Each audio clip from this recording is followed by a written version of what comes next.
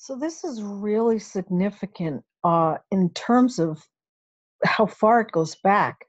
They just indicted somebody that used this guy who's a rapper to discuss. See, people aren't supposed to donate that are from foreign places because it's a United States election.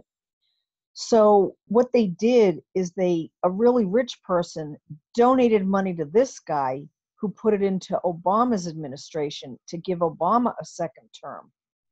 And the reason this is really frightening and real and good is that they're actually doing something about election rigging and election fraud. And I've never had answers ever on how Obama even got on a ticket. He was a nobody from nowhere. And then how he got in for 2 terms. And now that we know about the deep state, it really wasn't him. It was what he represented because he was a Muslim in the White House pulling off the New World Order agenda.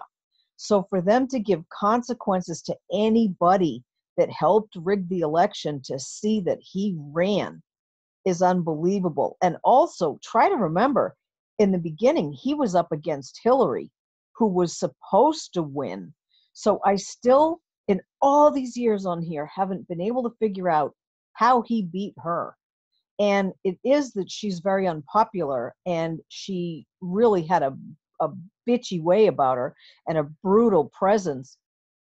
And she wasn't even good to women. She was very controlling, but he still came out of nowhere and he had about a 1 in a million. He had about as much chance of beating her as Trump did of beating anybody. They were both not supposed to be in there. And so again, we have to go back to WikiLeaks and how many people woke up, and that's how we picked Trump. But she had rigged everything, bought the media, bought, all the foreign people. She'd been and dealing and doing dirty politics since Bill Clinton had been there. And one thing that I remember, there was a lot of people making fun of Bill being first lady because, of course, if she's president, then you'll have your first man. And who knows what it was back in, when it was 2008 and she was running that made him get ahead. I really don't know because I wasn't in politics. But for him to get his second term, he was doing everything pay for play, all the things that Hillary was doing. So to catch this person and do something about it is huge. Another thing I want to talk about, because two things happen on the Supreme Court, which are very significant. This Supreme Court justice was impeached, and it's on American News Today. And he didn't get he was facing like close to 500 years in jail, and he's only getting a little thing and a small fine. But the point that he's getting anything is absolutely huge. And then I found this little tweet also. So Mike Park was confirmed to the Second Circuit. So there's the First Circuit, the Second, the Ninth, and then Supreme Court. They're all out there.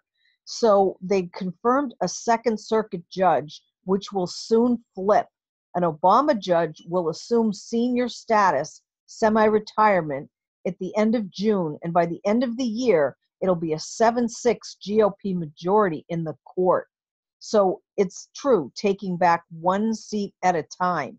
So I have to talk about the great good things that are happening as the swamp gets drained, because what we have is so little of it and we have so much more to go.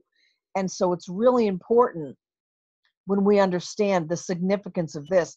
This might just look like it's not a big deal, but what it means is they're investigating his whole presidency, his reelection, who helped get him in, who funded it, what countries were involved, what deep state players were involved, and how far does the rigging go back. And this is just really, really a big deal. And to funnel money to hide it, there's just such a big trail. And of course, they did use celebrities. And if anybody remembers, Obama was always having celebrities at the White House. He used it as a party house and a thing. And he was such a geek. I remember somewhere other celebrities laughing at him, but saying we just wanted to go to the White House, and so we put up with the fact that he's the president.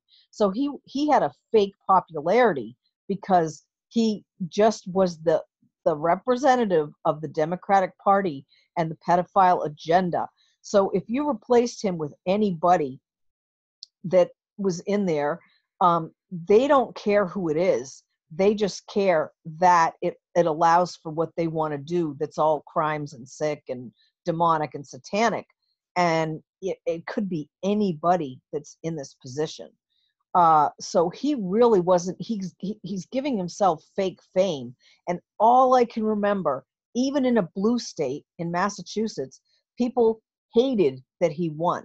They also weren't a fan of Hillary, so they felt like it wasn't a good choice to pick either one. But there was outcry when he won, and nobody wanted him to be president. They were so mad for so many reasons, and there were people that were racist that didn't want a black president representing the United States. And I remember that vaguely, but not too much.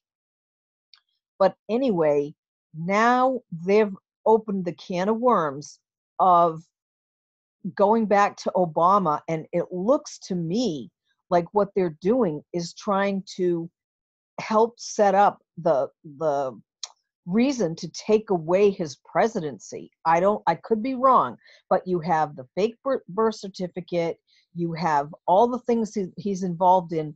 He's now led right to FISA-gate, he's led to the fake dossier.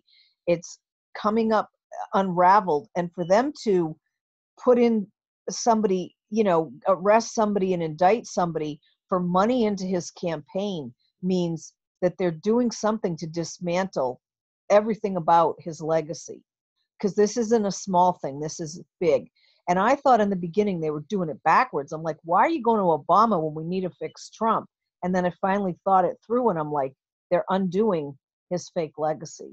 Thank you.